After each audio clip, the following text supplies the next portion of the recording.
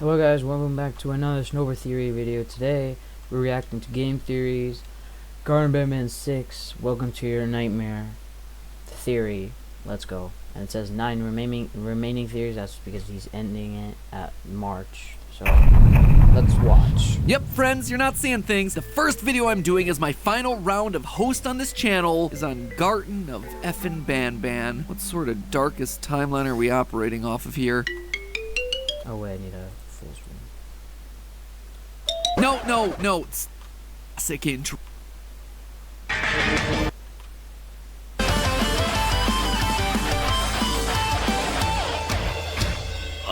That's the stuff. Hello, Internet. Welcome to Game Theory, where in just a couple of weeks, I'm gonna be unburdened of BanBan. Sorry, Tom, this one's your problem now. Yep, I should have seen this coming. Though to be fair, BanBan is kind of all of our problem. At this point, it's kind of inescapable. It exploded onto the scene in such a big way last year that it was labeled as one of YouTube's top 10 trends of 2023, right alongside Peaches from the Mario movie, Zelda Tears of the Kingdom, and the Grimace Shake. Are you kidding?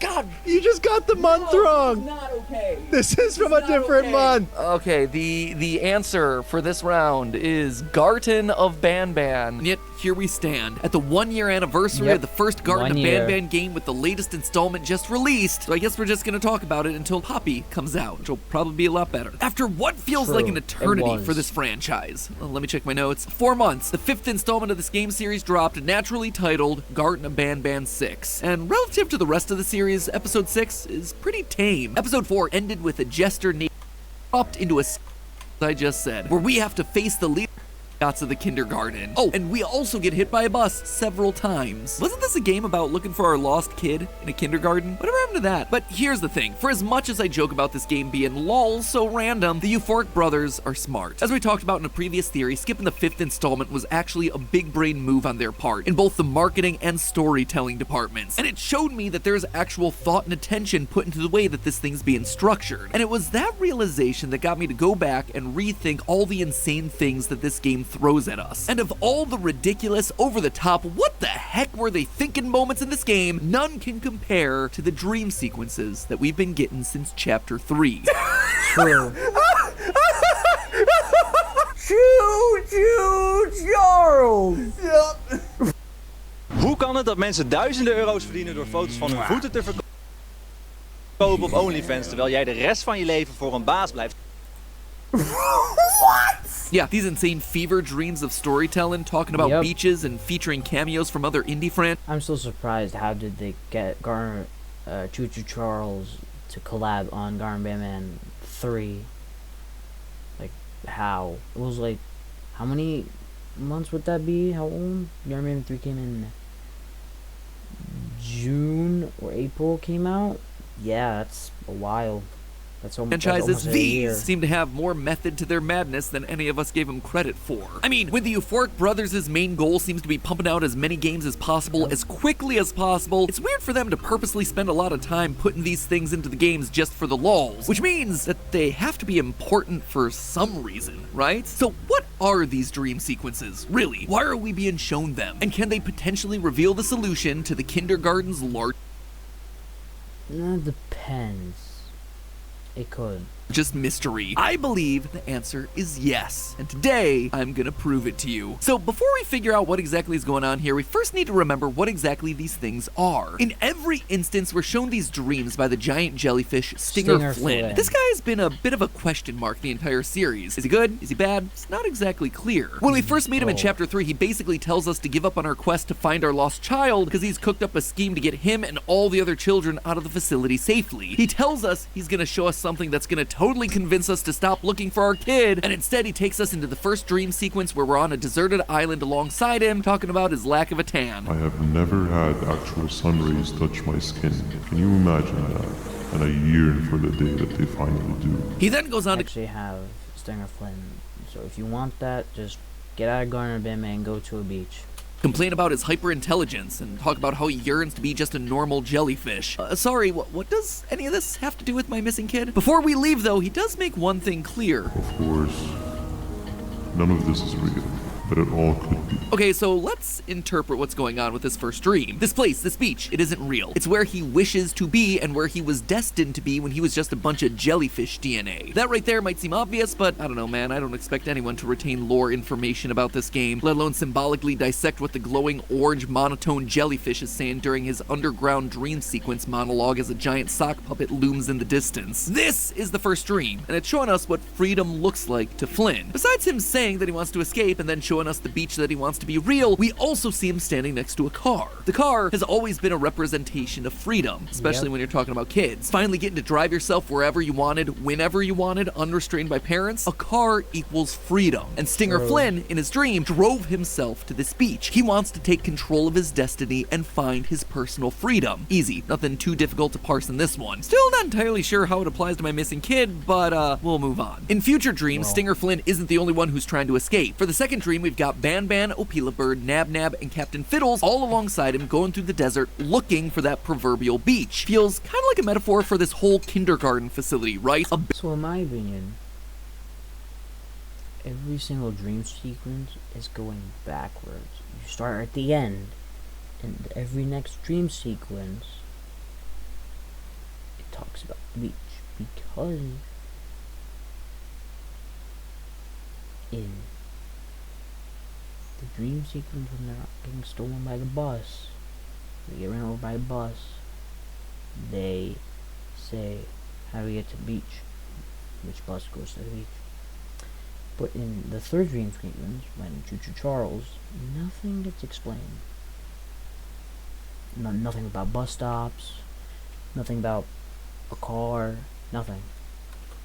Barren wasteland with no real sense of direction, and most importantly, no end in sight. It's also worth noting in this one that Stinger Flynn is the only one to truly be aware of the freedom that could await them. So, Stinger, when are we arriving at this place called beach? Notice that BanBan uses quotations around the word beach here, because he doesn't understand it. He doesn't know what freedom truly is. Freedom isn't his goal, but, you know, he's more than willing to go along for the ride. Instead, Stinger Flynn is the driver. He's the one leading the charge. He's the one literally and figuratively driving them all towards freedom. There's just one problem with that. Stinger gets lost. He doesn't actually have any idea where this beach is. I believe we are lost. We've been going in circles for hours. Despite wanting freedom and saying he has a plan to get everyone out of the facility, Stinger Flynn is clueless. He has no idea how to reach his end goal. He's just stuck in the purgatory alongside everyone else. And this is where things begin to fall apart. Flynn crashes the car, and as we see in the next dream sequence, the group end up sitting around the wreckage sharing whatever food they have left. Oh, and Zolphius is here now, just looming out in the background. He's just standing there,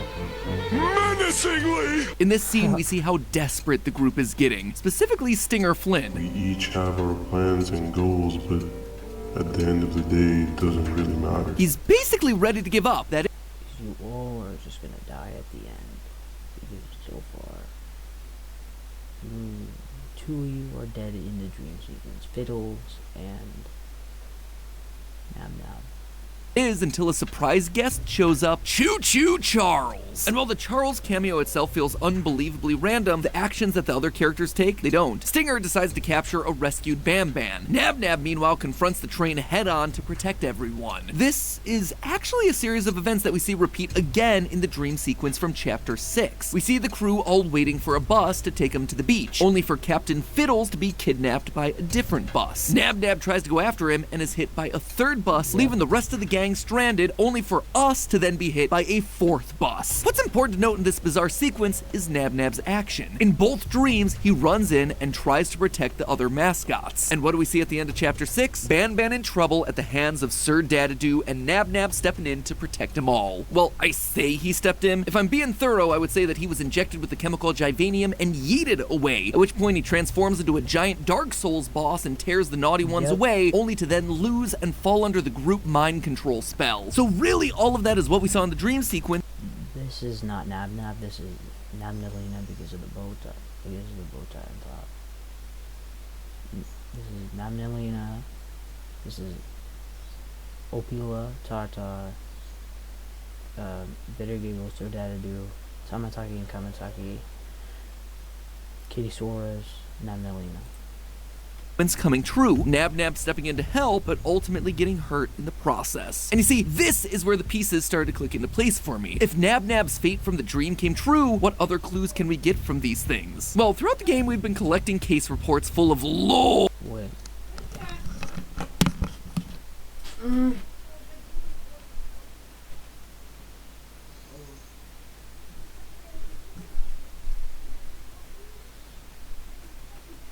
Pak zo.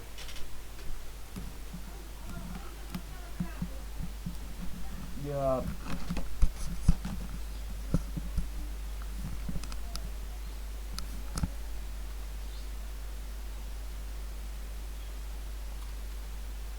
Sorry, guys.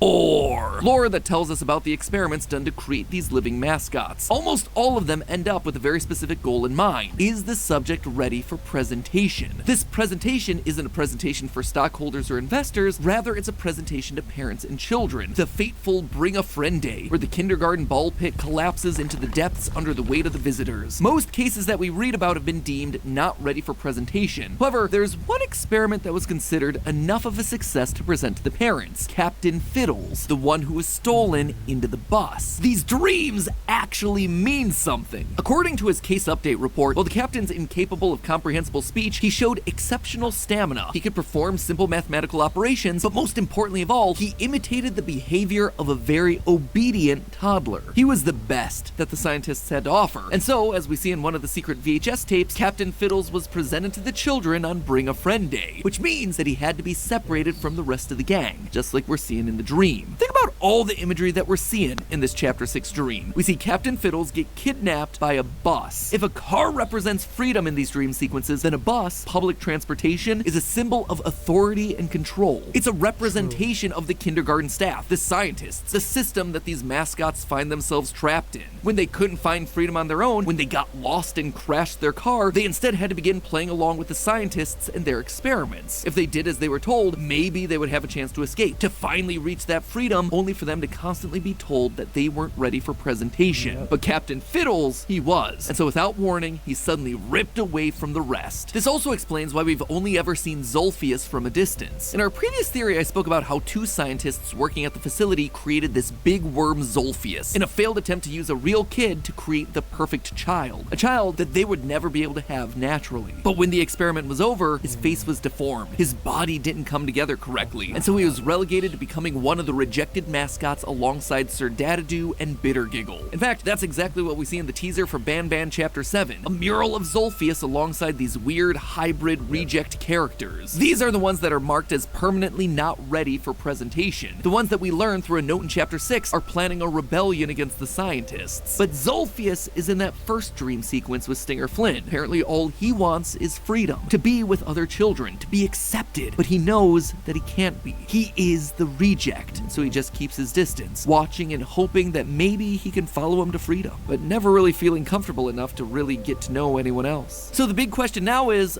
why is Stinger Flynn showing us this? And also, why do we just get hit by a bus? Well, remember, in the game, we're playing as a parent that's trying to recover our lost child. And yet, at every turn, Stinger Flynn is quick to remind us that we're making a bad decision and that we should probably go home. I wanted to let you know that this is all happening because of you. I would be free of my shackles, and everyone you hurt would not have been hurt. Because of your foolish decisions, we are even less likely now to ever get back to the children. Our stubbornness, our ceaseless quest to find our child, it's hurting everyone around us. And in Stinger's mind, will ultimately be futile. It's the exact same thing that we're seeing in the dream sequences. Stinger Flynn has a goal of freedom that he's relentlessly pursuing, and it looks like he's hurting his friends. BanBan's in trouble. They're getting kidnapped. They're getting hit by buses. It's also clear that trying to recover the kidnapped Captain Fiddles immediately gets Nab injured. Apparently, those who try to recover others in this world are ultimately struck down. Basically, we're on a collision course with ourselves. We're destroying everyone and everything around us in this relentless pursuit of this one thing, hence why this bus hits us at the end of the dream. The dream also shows us the evolution of BanBan and Stinger Flynn's relationship. Throughout the series, it's clear that BanBan and Stinger aren't exactly friends. In fact, during Chapter 3, Stinger Flynn gets mad at us for even working with BanBan to find our missing kid. But as Flynn keeps showing us more and more of these visions of past events, it's clear that he and BanBan used to be friends, at least friendly enough for Flynn to have brought BanBan along on his little escape plan in the first place. But as things get worse and worse, we see the deterioration of their relationship. They are arguing non-stop. You had one job and you messed that up somehow. If Shabu Josh was here, he would have loved those vegetables. I am pretty content that he's not gracing us with his irritating presence. Why do you hate him so much? It gets so bad that BanBan decides that he doesn't even want the freedom that Flynn is offering anymore. Why are we even doing all of this? I don't want to go to the beach anymore. I just want to go back. And to really nail home this connection, the Euphoric Brothers had a song commissioned specifically for the Dream Car sequence, a song titled Rivals. In that song's music video, created by the nerdcore channel Rocket Music, the titular rivals are none other than Flynn and BanBan, a song that BanBan seems to really like. That's what I'm talking about. The lyrics of the song seem to be pointing at the moment that their relationship truly began to fall apart. In it, we have lyrics like, "Don't tell me I got time for an eye, don't take another life from me." Considering the song is from the perspective of BanBan, it would seem that Stinger Flynn took a life from him. But what life is that? What could that be meaning? Well, it's important to remember that most of the monsters in this game are a mix of human genome and Givanium. For BanBan, we know his human genome came from Dr. Uthman Adam, the head researcher at BanBan's kindergarten. This is also the scientist who, alongside Dr. Weverly Mason, tried to create the child that they would never be able to have, only for it to turn into a monster. Meanwhile, Stinger Flynn, we still don't know much about. Honestly, we don't know who his human genome donor was. We don't know what they did. What we do know is that according to this little kid drawing found in Chapter 2, Stinger helped to save kids from a rampaging BanBan on the loose during Bring Your Friend Day. So really, this line about stolen lives can boil down to one of three things. One, Stinger Flynn was the human who put Uthman Adam's genome into BanBan. Good God, one more ad, I'm gonna lose it. Jesus Christ. Hate you. BanBan in the first place, stealing his human life, and he's mad about it. Option 2 is that Stinger stole or harmed the child that Uthman created, and then there's option number 3. On Bring a Friend Day, we know BanBan went on a rampage. We also see hints of this in Chapter 5's preview images. Maybe Stinger, by saving that group of kids for his own unclear and suspicious motivations, literally took those lives away from BanBan. Regardless the reason, I suspect that the next few chapters are going to give us some more dream sequences that'll start depicting these events, leading to the realization that BanBan, the mascot that we thought we could trust, was the one that caused the ball pit to collapse on Bring a Friend Day. That he was the one that caused our child to disappear and sent us into the abyss trying to find them. But you know what? That's not the only mystery that we have left. During the dream cutscenes, whose perspective are we playing through? Naturally, you might assume that we're still in the perspective of the parent that we're playing as throughout the rest of the game. Or maybe we're not any character at all, that we're just some random floating camera observing these things happening. But that doesn't make a whole lot of sense within the scenes themselves. First off, BanBan, Stinger, Flynn, and the rest of the gang, they talk directly to our character. Hey you. You're finally awake. You sure are a sleepy fellow. Agreed. Morning, sleepy fella. We are a part of these dreams. We're watching this from the perspective of someone in the gang. So then, who are we? My first thought was that perhaps we're Jumbo Josh, but I was able to rule that one out pretty quickly thanks to this line from the campfire dream. Man, if Shabu Josh was here, he would have loved those vegetables. The next possibility was Bambolina, but that one was also quickly shot down. Finally, you're waking up. I was getting really bored, and that fella over there isn't much of a talker. If Bambolina was really part of Stinger Flynn's escape crew, then she would obviously know that Nab Nab is not a talker. BanBan wouldn't be needing to give her this sort of information, which means that whoever we are, we're someone new. We're someone who doesn't know this group all that well, and that's shockingly rare to come by. I mean, almost all the characters that we've met so far have known each other, or at least have known about each other in some form. Toadster in Chapter 4 even has a poster of every character, including the Chapter 7 character Syringian, who we still haven't met in the games yet. Everyone knows everyone, except for maybe one. There is one character that has been kept a secret this whole time. The one we also suspect was at Bring a Friend Day with BanBan, the perfect child. This child was purposely kept hidden, not just from the experiments, but from everyone. Quote from one of the lore documents. We have to turn it back around if we want our little secret down in the basement to stay a secret. Eventually, the child was thrown into the mix with the other mascots because a follow-up note says, not to mention how dangerous it is to keep him around all those other monstrosities. This child has been with BanBan and his crew for a while, which is why it makes sense for him to be traveling with the rest of the group in these dream sequences. And this then seems to point to the crux of this whole game franchise. At its core, it isn't about purple kangaroos or spider blobs or pancreae, whatever the plural is. It's about family. The love of two scientists desperate for a child. The love of one parent searching for her lost kid. And it's about the tragedy that comes when you're separated from those children. Stinger Flynn potentially Now because of this, I think you're playing as Othman's wife, and you're searching for your perfect child. Thoughts? I think that is the correct thing. We still have a minute left, so if you made it so far in the video, please hit that like button and subscribe, and hit that bell notification so you know when the new video comes out.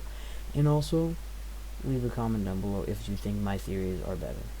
Takes away BanBan's kid on Bring a Friend Day, sending him into a rampage. This then prompts the overstuffed ball pit to collapse, leading to the catastrophic situation in which our character finds herself. So laugh all you want about the weird, veiny mascots with dumb names and stiff animations. At its core, this is a human story told through weird, esoteric dream sequences, poorly written text documents, and monotone monologues. But if you manage to get through all of that and the strange and often boring gameplay, underneath you have something beautiful. Or, you know, maybe not beautiful, but at the very least it's interesting. Or if not interesting, at the very least you have yourself a theory. A game theory. Thanks for watching. Thank